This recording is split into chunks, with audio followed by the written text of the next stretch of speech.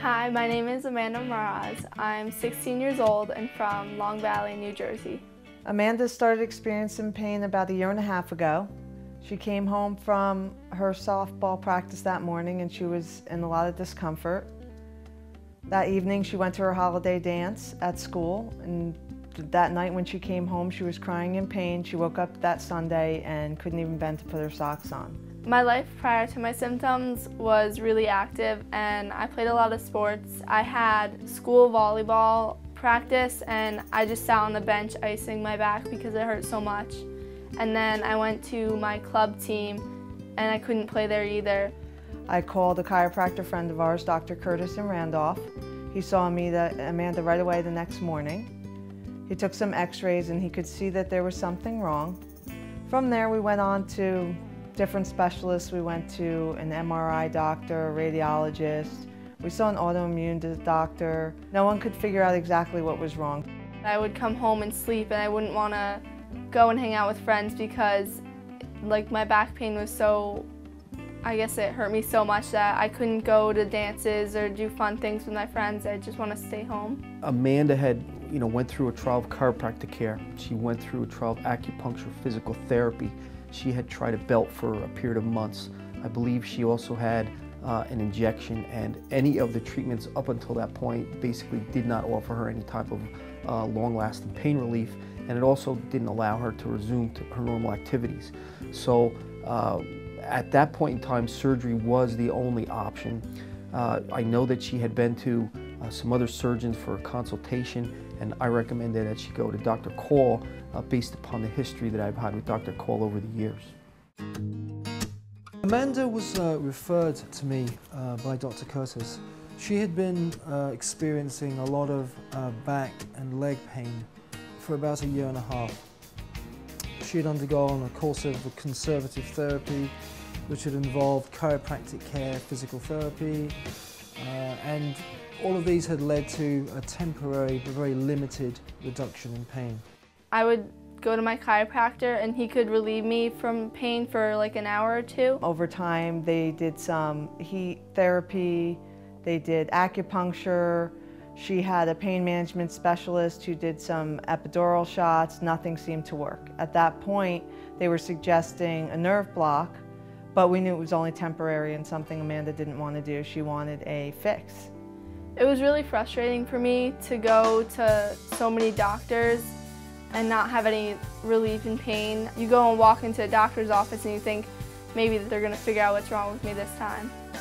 I feel like I've missed out on a lot of things because my friends, they would go out places and I couldn't go because my back would hurt. I tried to go a few times and I'd just come home in pain, and it stopped me from so much. My daughter wanted to get back to her sports. She wanted to play softball and volleyball, soccer. I've been working with Dr. Curtis for a number of years, and we've been collaborating on the care of a number of patients. In cases where a patient doesn't respond to traditional conservative therapy and surgery is required, the patients who I've referred to Dr. Kaul have always had a good surgical outcome. He asked us to see Dr. Kaul. He got him right on the phone. He said he'd see us right away. Dr. Curtis spoke with Dr. Kaul about my condition, and within 5 minutes of their conversation, Dr. Kaul knew exactly what to do to me, and he gave us his number and wanted to meet with me right away because he wanted to help me because he knew that my case was really rare. Dr. Curtis ordered an MRI in Amanda and made a diagnosis of spondylolisthesis. And this is a medical term, and it refers very simply to a slipping of the intervertebral bodies. Due to, in Amanda's case, repetitive strain from her sports and her gymnastics, there was a fracture in 2 of the bones in her vertebral column. This led to one of the vertebral bodies moving forward on the other. This is what led to the back and the leg symptoms that she began to experience. Spondylolisthesis tends to occur more frequently than one would think in the young population, people who are 13, 14, 15, who are actively engaged in contact sports and repetitive strain sports such as gymnastics. And the incidence is anywhere from 3 to 5%. He met with us and told us about a procedure he does that's not an open back procedure. Traditionally with back surgery there was a significant skin incision, and this was followed by a significant amount of muscle dissection and destruction and removal of bone. And this, for many years, was the only way that surgeons could actually get into the spinal canal and get into the intervertebral discs. The percutaneous approach allows us to slip our instruments through the muscle layers with as little destruction as possible. Percutaneous means through the skin.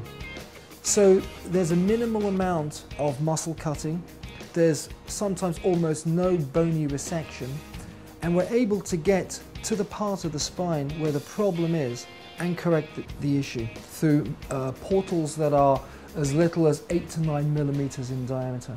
There's a much lower infection rate with the percutaneous approach. There's a much lower incidence of blood loss, and the patient's recovery is a lot quicker. So much so that we're able to carry out a lumbar interbody fusion on a same-day basis.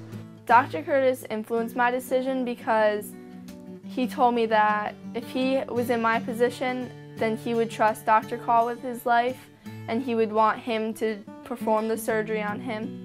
Dr. Kaul made me feel very confident that he could fix her. So within a month we had it scheduled and he performed surgery. The patient, Amanda, came in the morning. She entered the facility at around about 7 a.m. There's a preoperative admission process that takes place, and she was interviewed by the anesthesiologist to evaluate her medical suitability for surgery. Usually we commence our procedures at about 9:30 in the morning, and with Amanda we started at approximately that time and we finished the case at about 1:30. She was in the recovery for about 2 to 3 hours, and she was discharged from our facility at about 4:30 p.m. the same day.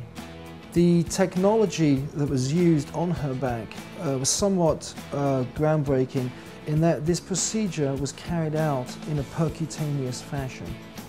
I was able to correct the abnormality in Amanda's spine through the very small incisions. And this has been made possible over the last few years through the evolution of fiber optic and video endoscopic technology, which used in conjunction with fluoroscopic imaging allows us to get into a patient's back and to correct the problem in a much less traumatic way than has been done so for many years. The way they did it is that I will be able to do sports in a few months and I can get back to my normal life. The movement of spine surgery from an inpatient to an outpatient basis has been gathering momentum over the last few years. As the technological advancements in fiber optic visualization, endoscopic visualization and fluoroscopic imaging have improved, we are now able to perform these surgeries in an outpatient setting. The main reason that people were kept overnight was for pain control and for management of intraoperative and postoperative blood loss. Because we've been able to minimize the amount of tissue destruction, we therefore are able to bring down the degree of pain the patient feels postoperatively, and this allows us to send the patient home in a much shorter time frame. Even though I had my surgery 2 weeks ago, I can already see that there's a tremendous difference because I wouldn't even be able to sit in this chair for this amount of time without my back pain increasing so much that I would have to get up and walk around. I think with Amanda, she has done very well after the surgery, and her progress has really been fantastic. Amanda, being a 16-year-old girl, she will fuse quickly, and it's not unrealistic to expect that she would be able to resume her sporting activities within a year. And it's 2 weeks today and she's dancing around. It's amazing. You'd be very surprised at what he did in a matter of a couple hours. The thing I'm looking most forward to after being recovered from my surgery is being able to go out with my friends and have fun and play sports and just have a normal life again. So I'd like to thank Dr. Kaul, because as a parent you feel very helpless, and he knew how we felt. I wasn't going to give up till somebody could fix her, and that was Dr. Kaul. Okay. I'll see you in 4 weeks' time, okay? We'll be here. Okay, great.